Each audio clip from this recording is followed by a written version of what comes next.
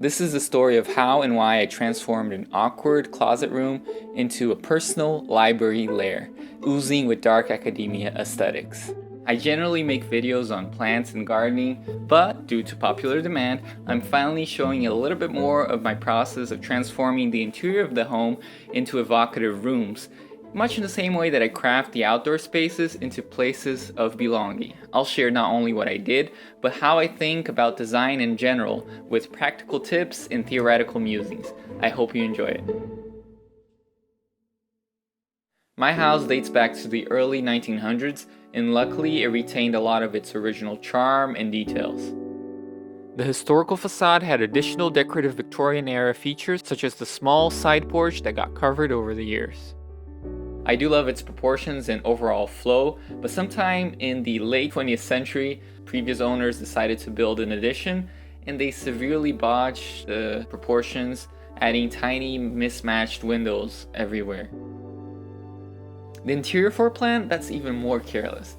The addition created a bathroom, a needed feature, but you must pass through one room and a weird mini room / closet space to get to it. That is terrible traffic flow. Now, I could take drastic measures and remove interior walls and reconfigure spaces, much like the renovation shows do.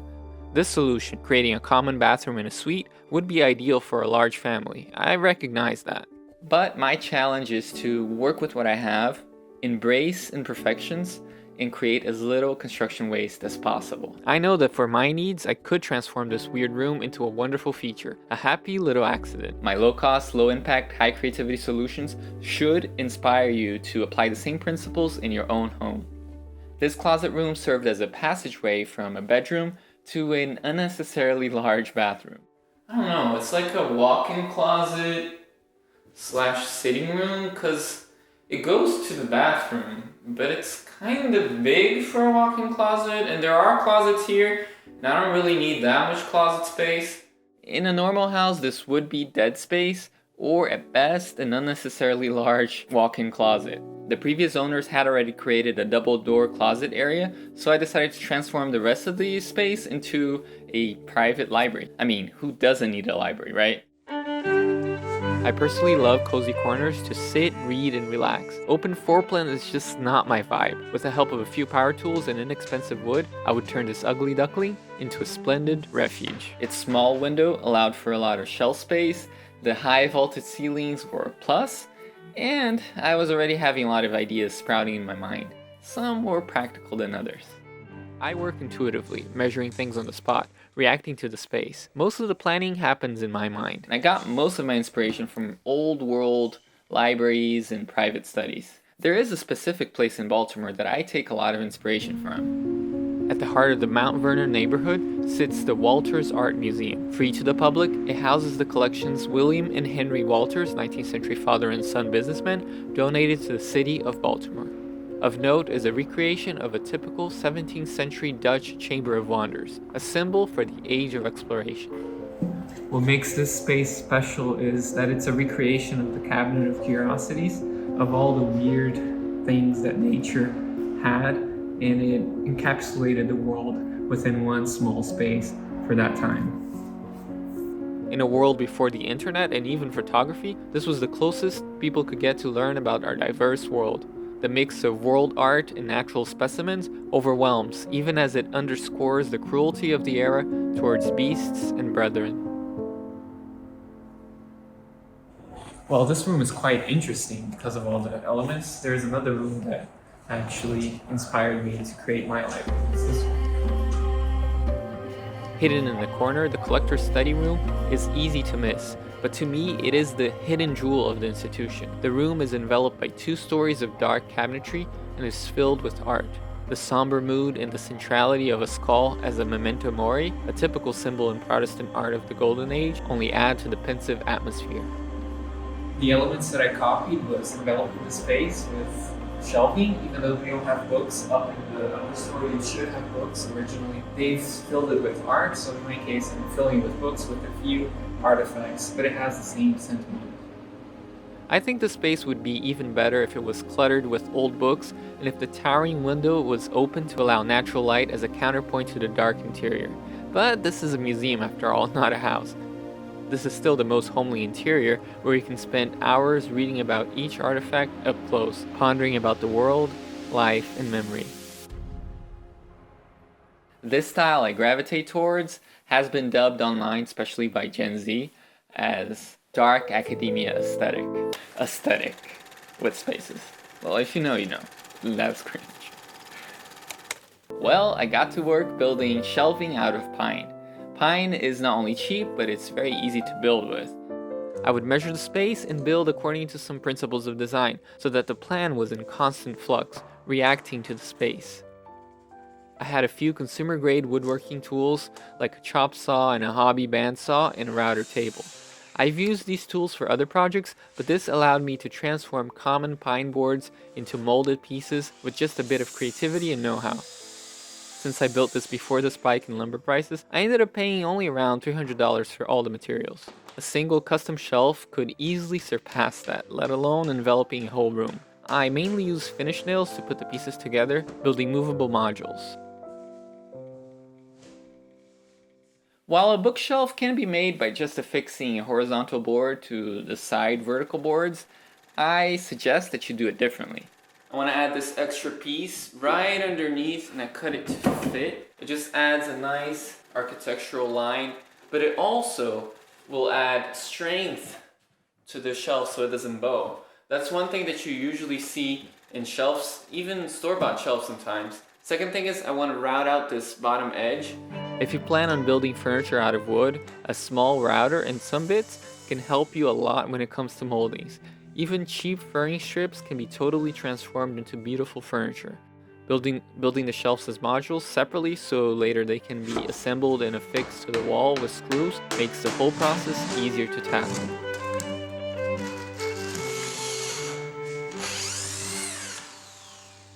Another effective design secret I used to harmonize the space was continuous design lines.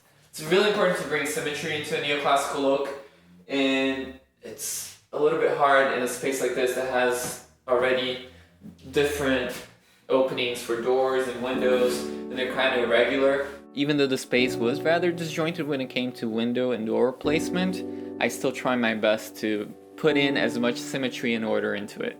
An underlying order is what elevates the design into a thing of beauty. I unified everything by creating a top shelf that goes all around the space, above the door, right above the door. If you have a disjointed space, you just have to connect some of the pre-existing lines into an ordered scheme, while de-emphasizing conflicting shapes. I also used the bottom of the window as the basis for a wider counter-height shelf all around the room, grounding the window into the design. Enveloping the space with floor-to-ceiling shelving was essential to create the cozy atmosphere, but I didn't want to make this already small space feel crowded, so I employed a very important visual weight trick. I made the bottom shelves up to counter height with 1x10s so that they were wider and taller to fit the larger books, and above that I used 1x6s and made them shorter and they were narrower, and that they would fit a normal sized book. This gives a sense of freer volume around the eye level area when you're walking through, and that's very important. You'd be surprised how well this works. An important detail that I want to add are these corner brackets. The modulated curves help unite the top and bottom shelves into a single elegant piece. All these design tricks gave me the right backbone to further shape the space into a comfortable, pleasing, and orderly reading nook. You know, many times we try to be creative with asymmetrical compositions, but I must confess, they're much harder to pull off. You have to have a keen eye for design to balance out visually and still have it be asymmetrical. So that's why I would encourage you to go into symmetry first and try to at least create a symmetrical skeleton whereby you can put other elements on top. To transition the shelves into the main door opening and to give that door a greater sense of importance, I cut curved decorative notches into the shelves framing that entry. I think that the double closet doors are actually a good feature, and they make the space more memorable than just a single larger opening would, because as you approach the room, you see them and you can create an axis of symmetry and organize the whole space around that, and that's precisely what I did. A lucky thing is that the door leading to the bathroom and the window on the other side were roughly in the same position so that I could mirror them in how I envelop them with shelves. Of course, the door doesn't have the bottom shelves, but other than that, everything else is symmetrical. That door could be a hidden shelf, but it would complicate the design a bit too much for me. One of the challenges of working with older homes especially, and a project like this one where you want things to line up, is getting everything to line up and be visually symmetrical and balanced. It is more important that things look balanced and correct than that they are mathematically straight and equal. That means making a few adjustments here and there. This is why I don't like to work with a rigid plan set in stone. I use design principles as guiding rules and react to the space on an individual basis. This is what makes design feel correct and bespoke. With the help of a router for decorative edges and a few strategic store-bought moldings, I could elevate the design so they didn't just look like run-of-the-mill DIY shelves made out of pine boards. Layering moldings is what makes a piece more put together. Of course, being mindful to scale and proportion is key to successful designs, and that may be the hardest thing to explain and learn. Putting up moldings that are too small for a piece can look comical and cheap, while exaggeration is often impractical. But a well-proportioned piece of furniture transcends its form. It just feels right. As far as runaway creativity, at first I wanted to finish up the top shelf with a very ornate frieze out of plaster and create this repeating colonnade with the old falling apart library. And I used molds that I had from a previous project, so I was reusing material I had. And I even started to build the frieze segments, which I would finish and then paint and make it look awesome. My idea was to make the frieze into movable modules, so it could be removed in the future. I would glue together the plaster pieces and paint everything with thin layers of plaster mixed with white glue. To fill the cracks, unify the pieces, and make it look like an old bas-relief sculpture of a library in ruin. This would certainly make the space more memorable.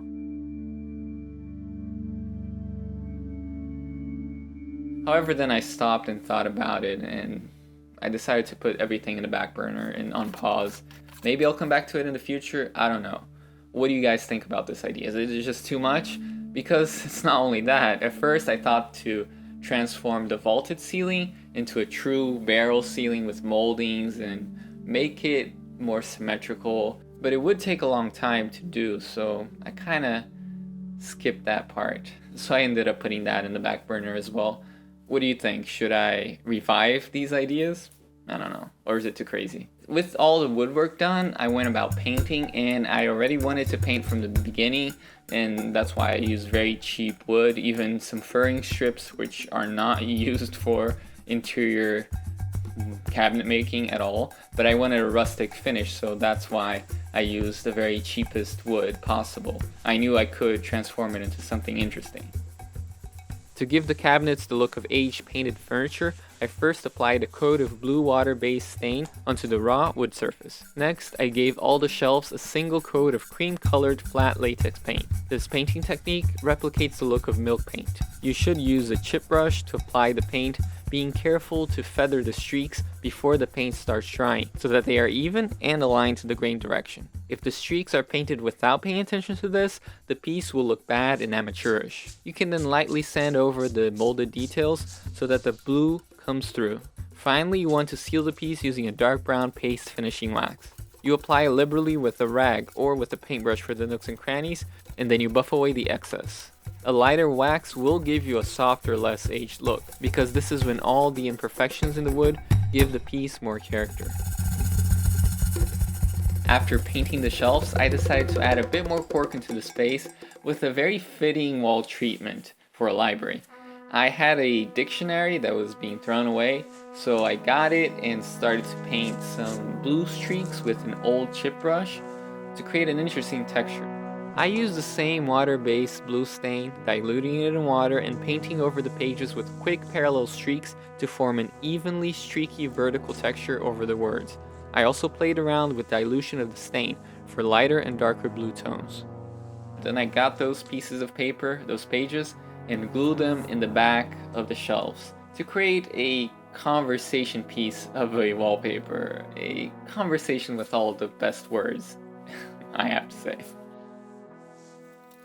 1 part white glue, 1 part water allowed me to spread the glue directly onto the wall with a brush.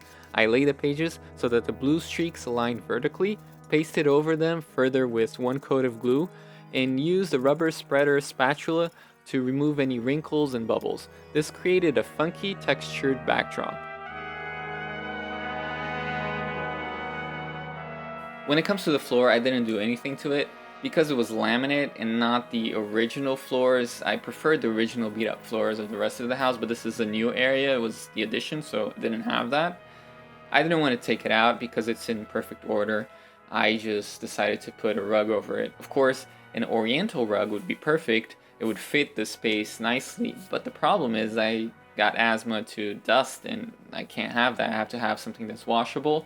So I put some rag rugs I had, and they're okay, but maybe I should paint some canvas cloths as the one I've done in my entryway. And the good thing is that you can mop over them, so no dust problems. Eventually I could find a more interesting door to replace the bathroom door so that it's not this modern slab door. Perhaps a door with mottled glass and teak with half window, that would be perfect actually. To fill up the shelves, I used collections of books as color blocks, grouping similar books together, displaying some with ornate covers frontally, allowing a bit of free space for objects in each shelf, trying not to overclutter them. To dress up the room, I furnished it with a few pieces that I've rescued, reupholstered, like this rocking chair. It's an old, probably 1920s, 1930s carved wooden chair. I hung up red velvet curtains and put over the shelf where the frieze would have gone, I put all these different bits and bobs, old antique looking things, and actually remnants of antiques, that had this age of exploration feel to them. Some globes, some artwork, some maps, some pieces of equipment, scientific equipment, all that kind of interesting old world, age of exploration, scientific vibe. Dark academia. I had a bunch of old books, I like old books, so all the colors kind of match with the muted reds, greens, taupes, browns, creams. That just makes for a very cohesive space. If you have simple paperbacks, you can arrange them backwards so the cover colors don't become distracting. You can also hang paintings over the less beautiful books. The important thing is to keep things moody and a bit dark.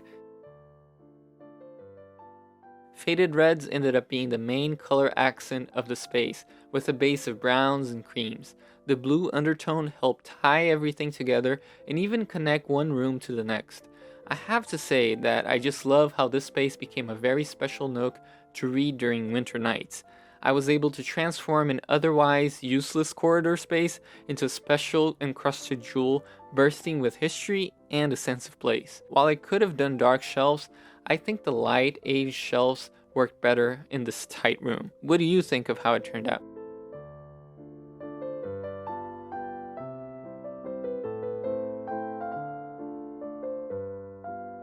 Over the years, I would add new things, remove some. I would add more of my artwork also, including this painting, which actually I'm offering it for sale on my Etsy shop. I'll have that one and others similar to it. And over the next weeks, I will be adding larger works on canvas, so you might want to look forward to that. And know that whenever you buy art, you're supporting this channel, and if you actually like this style of video, please tell me. I will only continue doing videos of the interiors of the home if I see strong interest from all of you. I hope you have enjoyed this episode and have learned new things to apply to your own home. Thank you so much for all of you who have supported the channel by buying art from my Etsy shop, through Patreon, or Super Thanks. You make all this possible. See you all in the next gardening video.